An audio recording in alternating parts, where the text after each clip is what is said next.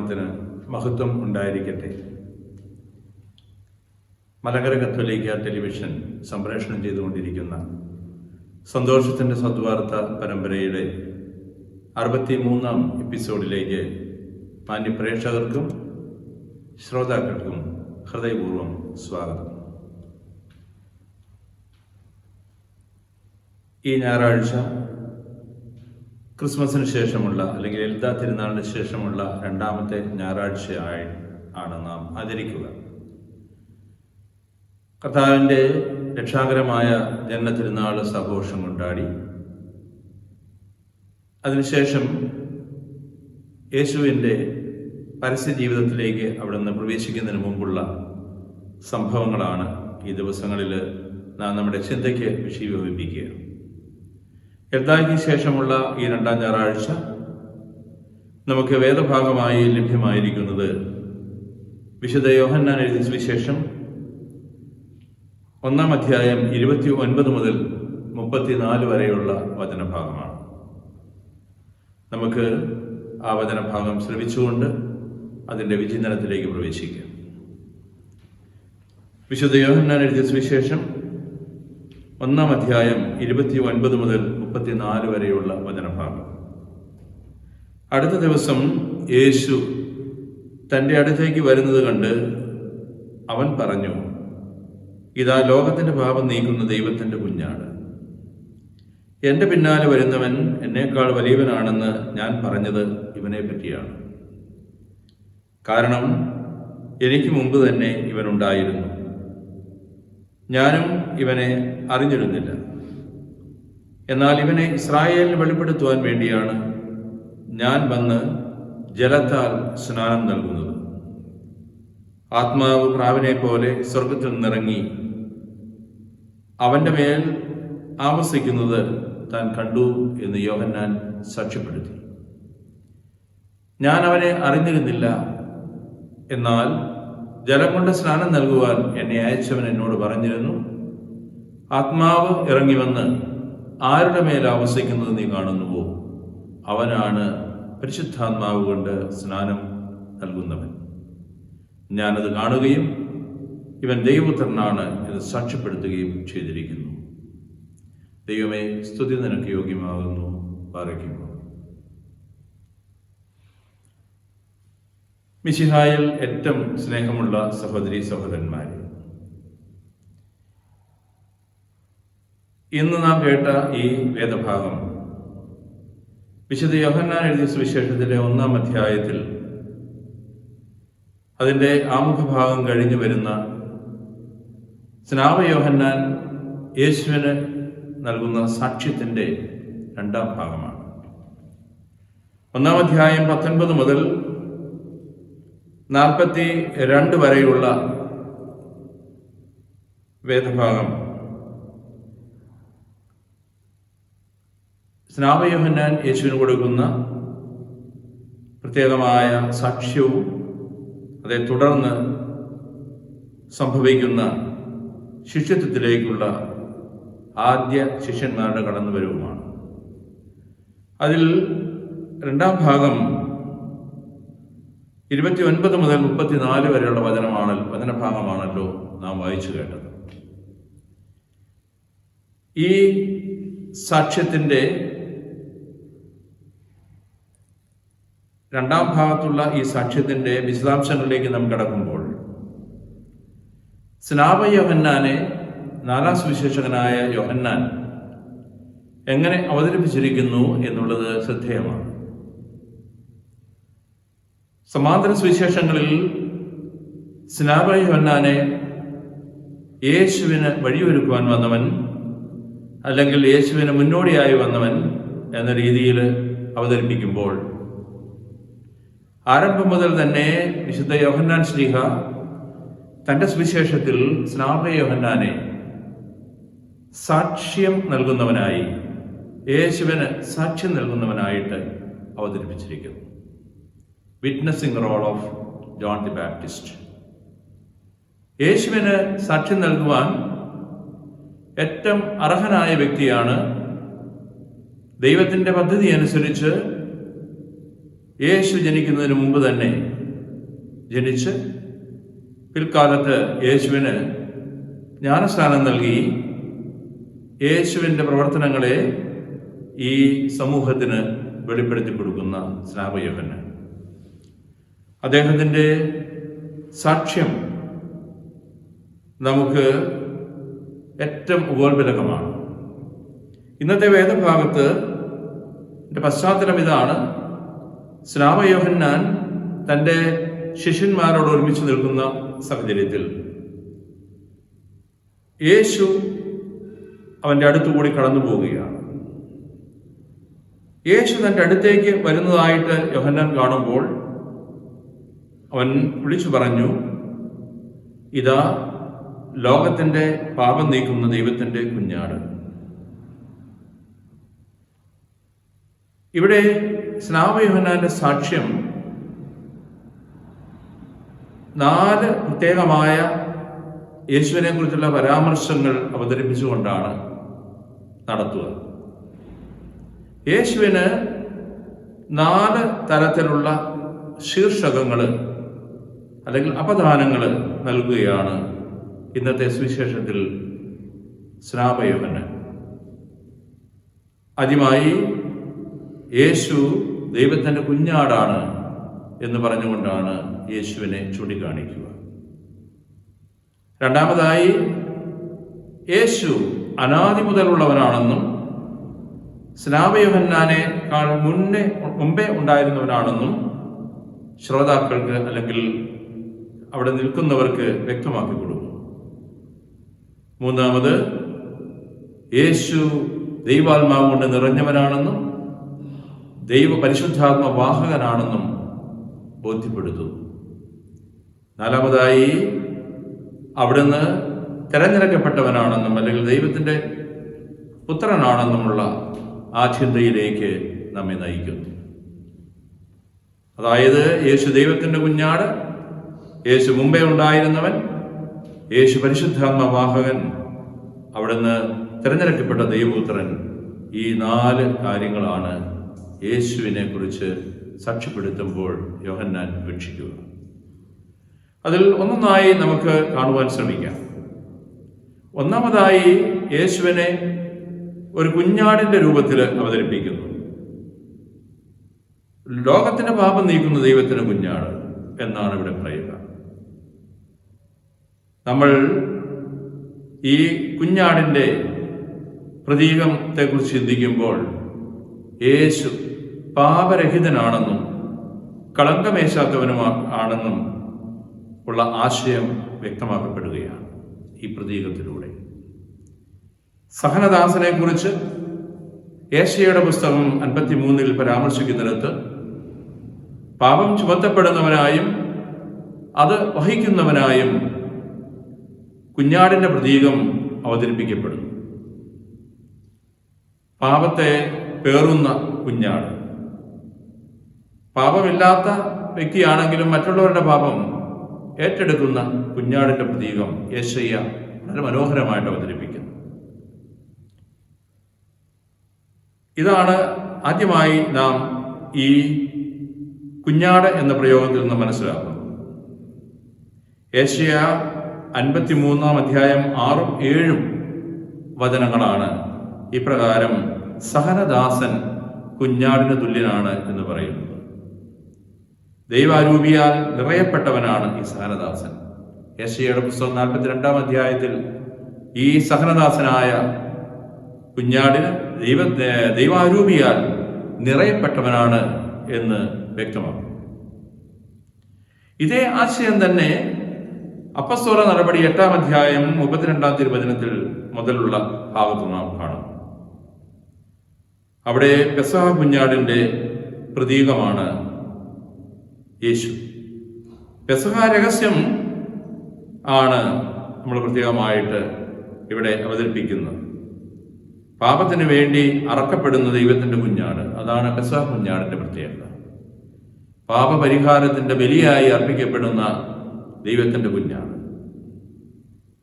വെളിപാട് പുസ്തകത്തിൽ ഇതുപോലെ ഒരു കുഞ്ഞാടിൻ്റെ പ്രതീകമുണ്ട്. വെളിപാടിൻ്റെ പുസ്തകം 5 അധ്യായം 6-ാം വാക്യത്തിൽ കൊല്ലപ്പെട്ടിട്ടും എഴുന്നേറ്റ് നിൽക്കുന്ന ആടിൻ്റെ ഒരു പ്രതീകം അവതരിപ്പിക്കപ്പെടും. അത് ഉദ്ധിതനായ യേശുവിനെ പരാമർശിക്കുന്നു, സദൃശീകരിക്കുന്നു എന്നാണ് ബൈബിൾ വ്യാഖ്യാതാക്കൾ പറയുക. അതുകൊണ്ടാണ് കൊല്ലപ്പെട്ട് രക്തമൊഴുകുന്ന കുഞ്ഞാട് എഴുന്നേറ്റ് നിൽക്കുന്ന രൂപത്തിൽ അവതരിപ്പിക്കപ്പെടുക. യോഹന്നാൻ ഈ വ്യത്യസ്തങ്ങളായ അർത്ഥങ്ങളെല്ലാം ചേർത്ത് വെച്ചുകൊണ്ട് യേശുവിനെ ദൈവത്തിൻ്റെ കുഞ്ഞാടായിട്ട് അവതരിപ്പിച്ചിരിക്കുന്നു. ആ പ്രതീകം യേശുവിന് കൊടുത്തിരിക്കുന്നു. ഇവിടെ യേശു മറ്റുള്ളവരുടെ പാപത്തിന് വേണ്ടി പ്രത്യേകമായി പരിഹാരം ചെയ്യുന്നവനാണ്. അത് ഏറ്റെടുക്കുന്ന, വഹിക്കുന്ന കുഞ്ഞാടാണ്. അതുപോലെ തന്നെ പെസഹ കുഞ്ഞാടിനെ പോലെ മറ്റുള്ളവരുടെ പാപത്തിന് വേണ്ടി അറക്കപ്പെടുന്ന കുഞ്ഞാടാണ്. എന്നാൽ വെളിപാട് പുസ്തകത്തിൽ പറയുന്നത് പോലെ ഇപ്രകാരം കൊല്ലപ്പെട്ടിട്ടും ഉദ്ധിതനാകും എന്നുള്ള ആ വെളിപാട് രഹസ്യം കൂടി ചേർത്ത് വെച്ചുകൊണ്ടാണ് യോഹന്നാൻ യേശുവിനെ ലോകത്തിന്റെ പാപത്തെ വഹിക്കുന്ന ദൈവത്തിന്റെ കുഞ്ഞാട് എന്ന രീതിയിൽ അവതരിപ്പിക്കുക. എന്താണ് പാപം? വിശുദ്ധ യോഹന്നാന്റെ സുവിശേഷത്തിൽ പാപത്തെക്കുറിച്ചുള്ള ചിന്ത വ്യത്യസ്തമാണ് മറ്റു സുവിശേഷങ്ങളിൽ നിന്നും. യോഹന്നാന് ഒരു പാപമേ ഉള്ളൂ. തന്റെ സുവിശേഷം മുഴുവൻ വിശ്വാസത്തെ ലക്ഷ്യമിട്ടുകൊണ്ട് വിശ്വാസ ജീവിതത്തിലേക്ക്, യേശുവിനുള്ള വിശ്വാസത്തിലേക്കും വിശ്വാസത്തിലൂടെ രക്ഷയിലേക്കും നിത്യജീവനിലേക്കും നയിക്കപ്പെടുക എന്നുള്ള ചിന്തയാണ് സുവിശേഷത്തിന്റെ തന്തു. അങ്ങനെയെങ്കിൽ വിശ്വാസരാഹിത്യം ആണ് യോഹന്നാനെ സംബന്ധിച്ച് പാപം. സ്നേഹമില്ലായ്മയാണ് വിശ്വാസമില്ലായ്മയുടെ പര്യായം. സ്നേഹരാഹിത്യം അല്ലെങ്കിൽ രാഹിത്യം ഇതാണ് 4-ാം സുവിശേഷകനെ സംബന്ധിച്ചിടത്തോളം പാപം എന്നുള്ളത് കൊണ്ട് അർത്ഥമാക്കുക. യോഹന്നാന്റെ സുവിശേഷം 8-ാം അധ്യായം 4-ാം തിരുവചനത്തിൽ പാപം അടിമത്തത്തിന്റെ അനുഭവമാണെന്നും ആ അടിമത്തത്തിൽ നിന്ന് നമ്മളെ വിടുതലാക്കുവാൻ കഴിയുന്നവൻ യേശുവാണെന്നും വ്യക്തമാകുന്നുണ്ട്. യോഹന്നാൻ 8:4 മുതലുള്ള തിരുവചനത്തിൽ ഈ പാപത്തിന്റെ അടിമത്വവും യേശുവിലൂടെയുള്ള വിടുതലും വളരെ വ്യക്തമാക്കി അവതരിപ്പിച്ചിരിക്കുന്നു. ഇതാണ് ആദ്യത്തെ ഈ പ്രതീകമായി സ്നാപക പറയുന്ന യേശുവിനെ അവതരിപ്പിക്കുന്ന ലോകത്തിന്റെ പാപം നീക്കും ദൈവത്തിന്റെ കുഞ്ഞാട് എന്നുള്ള പ്രയോഗം. അതിൻ്റെ അർത്ഥവ്യാപ്തിയാണ് നാം ഇവിടെ ഇപ്പോൾ പരിചിന്തനം ചെയ്തത്.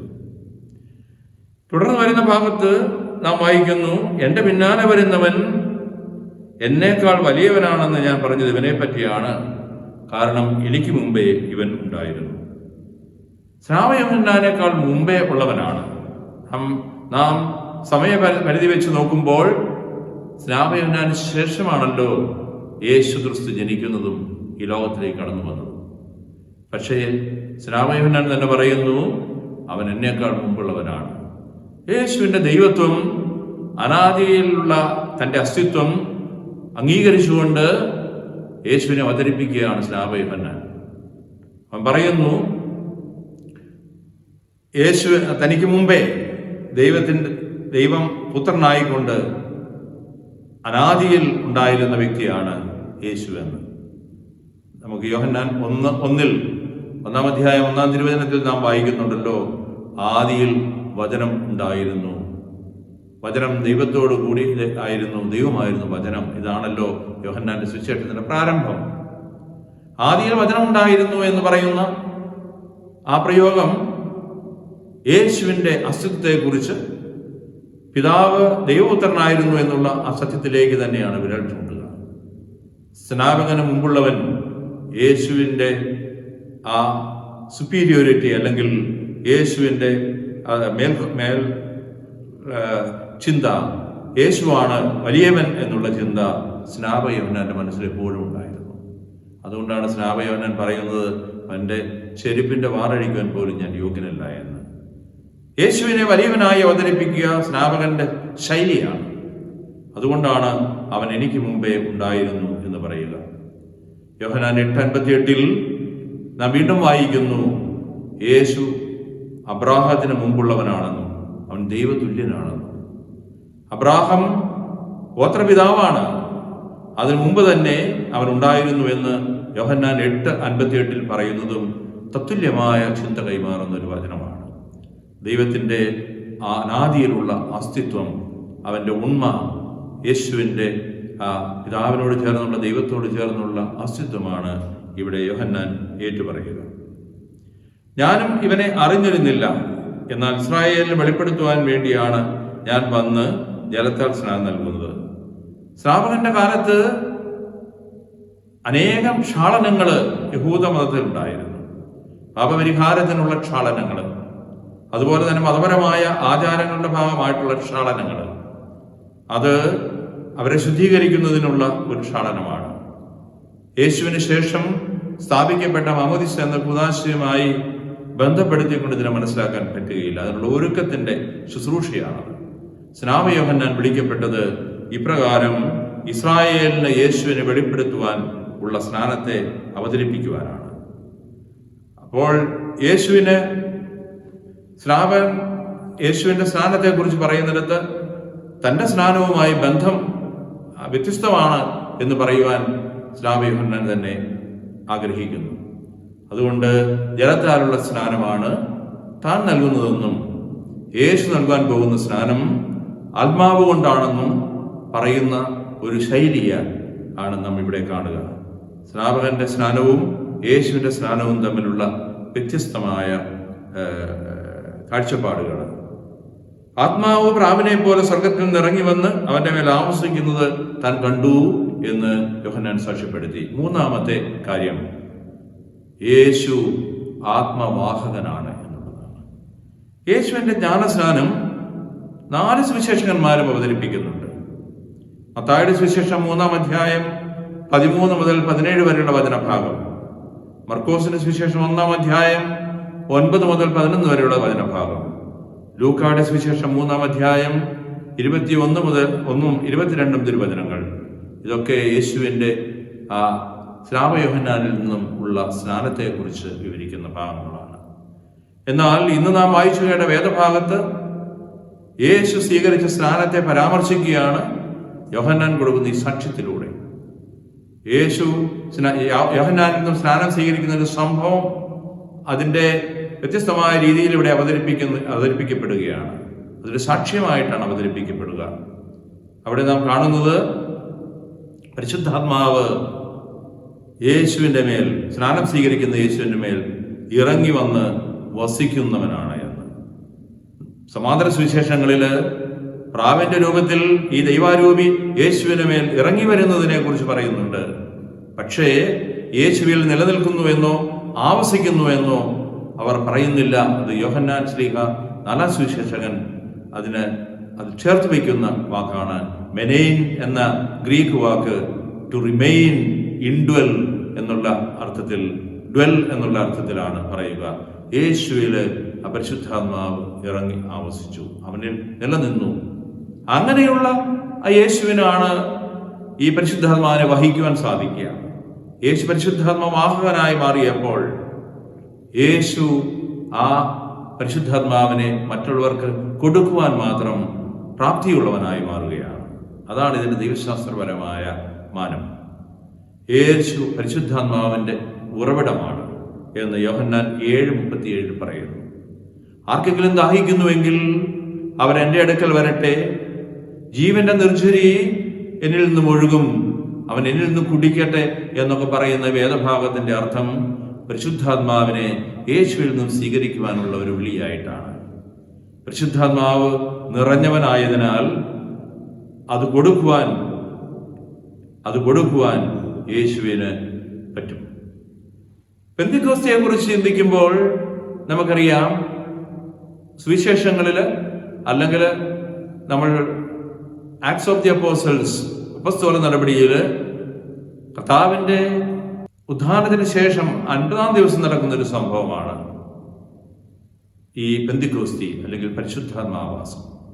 എന്നാൽ യോഹന്നാന്റെ സുവിശേഷത്തിൽ യേശു മരിക്കുന്ന ആ സമയം തന്നെ പരിശുദ്ധാത്മാവിന്റെ യുഗം ആരംഭിച്ചു കഴിഞ്ഞു. The era of the Holy Spirit is inaugurated by the death of Jesus.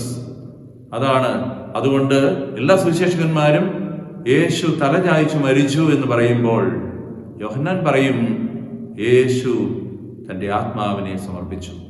ആത്മാവിനെ ഈ ലോകത്തിന് വേണ്ടി സമർപ്പിച്ചവൻ, ഈ ആത്മാവ് നിറഞ്ഞവൻ ഈ ലോകത്തിന് വേണ്ടി ഈ ആത്മാവിനെ സമർപ്പിച്ചവനായി അവതരിപ്പിക്കപ്പെടുന്നു. അതുകൊണ്ട് ലൂക്കൻ പെന്തക്കോസ്റ്റും യോഹന്നാൻ പെന്തക്കോസ്റ്റും തമ്മിൽ വ്യത്യാസമുണ്ട്. ലൂക്കായുടെ പെന്തക്കോസ്തിയും യോഹന്നാന്റെ പെന്തക്കോസ്തിയും തമ്മിൽ വ്യത്യാസമുണ്ട്. ഒന്ന് 50 ദിവസം കഴിഞ്ഞ് നടക്കുന്നുവെങ്കിൽ യോഹന്നാന്റെ അവതരണത്തിൽ അത് യേശുവിന്റെ തിരുമരണത്തോടൊപ്പം നടക്കും. അവൻ പാപം എടുക്കപ്പെടുമ്പോൾ ആത്മാവിനാൽ ഒരു മനുഷ്യൻ നിറയും. പാപമില്ലാതെ ഇരിക്കുന്ന ഒരു വ്യക്തിക്ക് അരൂപിയാൽ നിറയുവാൻ സാധിക്കും. അരൂപിയാലുള്ള സ്നാനം കൊടുക്കുന്നവനാണ് യേശു. പ്രാവിന്റെ സാദൃശ്യം ഇവിടെ ശ്രദ്ധേയമാണ്. ഉൽപ്പത്തി പുസ്തകം 1-ാം അധ്യായത്തിൽ ആദ്യ ക്രിയേഷൻ അല്ലെങ്കിൽ സൃഷ്ടി നടക്കുമ്പോൾ ജലത്തിനുമേൽ അരൂപി ചലിച്ചിരുന്നു. ആ ചലനം ഒരു പ്രാവിന്റെ ചലനമായിട്ട് താരതമ്യപ്പെടുത്തി അവതരിപ്പിക്കാറുണ്ട്. അതുപോലെ തന്നെ ജലപ്രളയം ഉണ്ടായി കഴിയുമ്പോൾ ആ ജലപ്രളയം അവസാനിച്ചു എന്നുള്ളതിൻ്റെ ഒരു അടയാളമായിട്ട് നോഹയുടെ പെട്ടകത്തിൽ നിന്ന് വായിക്കപ്പെടുന്ന പ്രാവ് ആദ്യം പോയി തിരിച്ചു വരുമ്പോൾ അത് ജലപ്രളയം ശമിച്ചിട്ടില്ല എന്ന് മനസ്സിലാക്കുന്നു. വീണ്ടും അയക്കപ്പെടുമ്പോൾ ഒരു ഒലിവിന്റെ കൊമ്പുമായി വരുമ്പോൾ നോഹയ്ക്ക് മനസ്സിലാകുന്നു ജലം വിധാനം താണു എന്ന്, ജലപ്രളയം അവസാനിച്ചു എന്ന്. അത് സമാധാനത്തിന്റെ ദൂതായിട്ടാണ് ഈ ഒലിവിന്റെ ചില്ലയുമായി വരുന്ന പ്രാവിനെ മനസ്സിലാക്കുക. പ്രാവിന്റെ സദൃശ്യം അതുകൊണ്ട് തന്നെ സമാധാനത്തിന്റെ ഒരു സദൃശ്യമാണ്. ഇസ്രായേലിനെ പ്രാവിനോടാണ് ഉപമിച്ചിരിക്കുന്നത് പഴയ ഉടമ്പടിയിൽ. സ്നേഹമുള്ളവരെ, ഈ വേദഭാഗം 3-ാമത്തെ ചിന്ത യേശു ആത്മവാഹകനാണ് എന്നുള്ള ചിന്ത, അതിൻ്റെ അർത്ഥവ്യാപ്തിയാണ് നാം ഇവിടെ അവതരിപ്പിച്ചത്. ഇനിയും അവൻ അവിടെ ചേർത്ത് പറയുന്നു, ഞാൻ അവനെ അറിഞ്ഞിരുന്നില്ല. രക്തബന്ധമല്ല ഈ സാക്ഷ്യത്തിന്റെ അടിസ്ഥാനം. രക്തബന്ധത്താൽ യേശുവിനെ അവതരിപ്പിക്കാൻ പറ്റുകയില്ല. ദൗത്യത്തിന്റെ പശ്ചാത്തലത്തിലാണ്, ദൗത്യം എന്നുള്ളത് സ്നാനത്തിന്റെ ദൗത്യം, അതിന്റെ പശ്ചാത്തലത്തിലാണ് യേശുവിന് സാക്ഷ്യം നൽകുക. അപ്പോൾ ആധുനിക ലോകത്തിൽ നാം യേശുവിന് സാക്ഷ്യം നൽകുമ്പോൾ അതൊരിക്കലും രക്തബന്ധത്തിന്റെ പേരിൽ നടക്കേണ്ട ഒന്നല്ല. വ്യക്തിപരമായ അനുഭവത്തിന്റെ പശ്ചാത്തലത്തിലും നാം വിളിക്കപ്പെട്ട വിളിയുടെ ദൗത്യത്തിന്റെ പശ്ചാത്തലത്തിലുമാണ് യേശുവിന് നാം സാക്ഷ്യം നൽകേണ്ടത്. സ്നാപക യോഹന്നാൻ അപ്രകാരം ഒരു സാക്ഷ്യമാണ് നൽകുക. പരിശുദ്ധാത്മാവിലുള്ള സാക്രമെന്റൽ ആയിട്ടുള്ള ഔദാസികമായ സ്നാനം നൽകുന്ന യേശുവിൻ്റെ ആ സ്നാനം, അത് അതേസമയം യേശുവിനെ ഈ സ്നാനത്തിന് വേണ്ടി ഒരുക്കുന്ന ക്ഷാളനത്തിന്റെ ഒരു ഒരുക്കത്തിന്റെ സ്നാനം, അതാണ് സ്നാപകൻ കൊടുത്തത്. യോഹന്നാൻ 5:31 സാക്ഷ്യം എന്നുള്ളത് ദൈവത്താൽ പ്രേരിതമായ ഒന്നാണ് എന്ന് വ്യക്തമാക്കപ്പെടുന്നു. അപ്പോൾ ഒന്നാമതായി സ്നാപക യോഹന്നാന്റെ സാക്ഷ്യത്തിനകത്ത് നാം കണ്ടത് ദൈവത്തിന്റെ കുഞ്ഞാടാണ് യേശു എന്നുള്ള ചിന്ത. രണ്ടാമതായി നാം കണ്ടത് അവൻ അനാദി മുതൽ ഉള്ളവനാണ് എന്നുള്ള ചിന്ത. മൂന്നാമതായി നാം കണ്ടത് അവൻ ആത്മവാഹകനാണ് എന്നുള്ള ചിന്ത. അവസാനമായി ഈ സാക്ഷ്യത്തിനുള്ളിൽ നാം കാണുന്നത് യേശു തിരഞ്ഞെടുക്കപ്പെട്ടവൻ, ദൈവപുത്രനാണ്, ദൈവത്തിന്റെ തിരഞ്ഞെടുക്കപ്പെട്ടവനാണ് എന്നുള്ള സാക്ഷ്യമാണ്. ദൈവപുത്രൻ എന്നുള്ള വാക്ക് യേശുവിന്റെ ഉത്ഥാനത്തിന് ശേഷം ആദിമസഭയിൽ ഉണ്ടായ ഒരു വാക്കാണ്, ദൈവപുത്രൻ. അപ്പോൾ ഇവിടെ നാം മറ്റെല്ല കയ്യെഴുത്ത് പ്രതികളിൽ കാണുന്നത് ദി ചോസൻ വൺ, തിരഞ്ഞെടുക്കപ്പെട്ടവൻ എന്നുള്ള വാക്കാണ്. അതാണ് കൂടുതൽ ശരി എന്നാണ് ബൈബിൾ പണ്ഡിതർ പറയുക. ദൈവപുത്രൻ അല്ലെങ്കിൽ ദൈവത്താൽ തിരഞ്ഞെടുക്കപ്പെട്ടവൻ, അവനാണ് യേശു എന്ന് സ്നാപക യോഹന്നാൻ സാക്ഷ്യം നൽകുകയാണ്. സ്നാപകൻ കണ്ടത് സാക്ഷ്യപ്പെടുത്തുന്നു. ഇവിടെ നാം കാണുന്നത് ആരുടെ മേൽ ഈ പ്രാവിന്റെ രൂപത്തിൽ ദൈവാരൂപി ഇറങ്ങി വരുന്നുവോ, അവനിൽ വസിക്കുന്നുവോ, അവനാണ് പരിശുദ്ധാത്മാവ് കൊണ്ട് സ്നാനം നൽകുന്നവൻ. ഞാൻ അത് കാണുകയും ഇവൻ ദൈവത്തിനാണ് സാക്ഷ്യപ്പെടുത്തുകയും ചെയ്തിരിക്കുന്നു. ഇതാണ് സ്നാപക യോഹന്നാൻ പറയുക. അവൻ കണ്ടതാണ് സാക്ഷ്യപ്പെടുത്തിയത്. സ്നാപക യോഹന്നാന്റെ സാക്ഷ്യത്തിന്റെ പിൻബലം അതാണ്. അവൻ കണ്ടു, അവനാണ് സ്നാനം നൽകിയത് യേശുവിന്. ആ സമയത്ത് ത്രിത്വത്തിന്റെ സംഗമം. അവിടെ നാം പിതാവ് സാക്ഷ്യപ്പെടുത്തുന്നു, ഇവൻ എൻ്റെ പ്രിയപുത്രനാണ്, ഇവൻ ഞാൻ പ്രസാദിച്ചിരിക്കുന്നു. യേശു അവിടെ സന്നിഹിതനാണ്. സന്നിഹിതനായ യേശു സ്നാപകനിൽ സ്നാനം സ്വീകരിക്കുന്നു. പരിശുദ്ധാത്മാവ് പ്രാവിന്റെ രൂപത്തിൽ അവസിക്കുന്നു. ത്രിത്വത്തിന്റെ മനോഹരമായ സംഗമം യേശുവിന്റെ ജ്ഞാനസ്നാനം. അത് പരികർമ്മം ചെയ്ത സ്നാപകൻ കൊടുക്കുന്ന സാക്ഷ്യം ഏറ്റവും ഉപോത്ബലകം. അവിടെ നിന്ന് പറയുകയാണ്, ഞാനിത് കാണുകയും ഇവൻ ദൈവപുത്രനാണ്, തിരഞ്ഞെടുക്കപ്പെട്ടവനാണ് എന്ന് സാക്ഷ്യപ്പെടുത്തുകയും ചെയ്തിരിക്കുന്നു. സ്നേഹമുള്ളവരെ, ഈ വേദഭാഗം സ്നാപക യോഹന്നാന്റെ യേശുവിനെ കുറിച്ചുള്ള സാക്ഷ്യം അതിൻ്റെ 4 ഭാഗങ്ങൾ ഉൾക്കൊള്ളുന്നതാണ്. അതിൽ ദൈവത്തിന്റെ കുഞ്ഞാടായിട്ടും അനാദി മുതലുള്ളവനായിട്ടും ആത്മവാഹകനായിട്ടും യേശു ദൈവത്തിന്റെ തിരഞ്ഞെടുക്കപ്പെട്ട ദൈവപുത്രനായിട്ടും അവതരിപ്പിക്കപ്പെടുമ്പോൾ ഈ സാക്ഷ്യത്തിന് വലിയ അർത്ഥമുണ്ട്. ഈ സാക്ഷ്യത്തിന്റെ പൊരുള് നമുക്ക് മനസ്സിലാക്കാൻ സാധിക്കും. നാം ഇന്ന് ആധുനിക ലോകത്തിൽ യേശുവിന് സാക്ഷ്യം നൽകുന്നവരായി ക്രൈസ്തവരെന്ന നിലയിൽ മാറുമ്പോൾ യേശുവിനെ കുറിച്ചുള്ള ഈ ചിന്തകൾ നമ്മുടെ പ്രഘോഷണങ്ങളിൽ, നമ്മുടെ ജീവിത സാക്ഷ്യത്തിൽ നിറഞ്ഞു നിൽക്കുവാൻ നമുക്ക് പരിശ്രമിക്കണം. അതാണ് യഥാർത്ഥമായ ക്രിസ്തു സാക്ഷ്യം. ഈ സ്നാപക യോഹന്നാന്റെ സാക്ഷ്യം അതിന് നമുക്ക് പ്രചോദനം നൽകട്ടെ, ചിന്തകൾ നൽകട്ടെ. യേശുവിനെ കുറിച്ചുള്ള സമഗ്രമായ ഒരു ദൈവശാസ്ത്ര അവതരണം ഈ സാക്ഷ്യത്തിലൂടെ 4-ാം സുവിശേഷകൻ തൻ്റെ ആദ്യ അധ്യായത്തിൽ നടത്തുന്നു. ഈ തിരുവചനം ധ്യാനിച്ചുകൊണ്ട് ലളിതായ്ക്ക് ശേഷമുള്ള ഈ 2-ാം ഞായറാഴ്ചയുടെ വചന ശുശ്രൂഷ നമുക്ക് നടത്താം. ആ വചനം ശ്രവിക്കാം, ആ വചനത്തിൽ നമുക്ക് ആഴപ്പെടാം. ദൈവം നമ്മെ അനുഗ്രഹിക്കട്ടെ.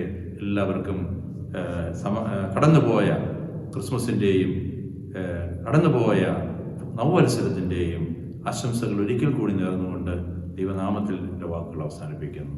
ദൈവനാമത്തിന് മഹത്വം ഉണ്ടായിരിക്കട്ടെ.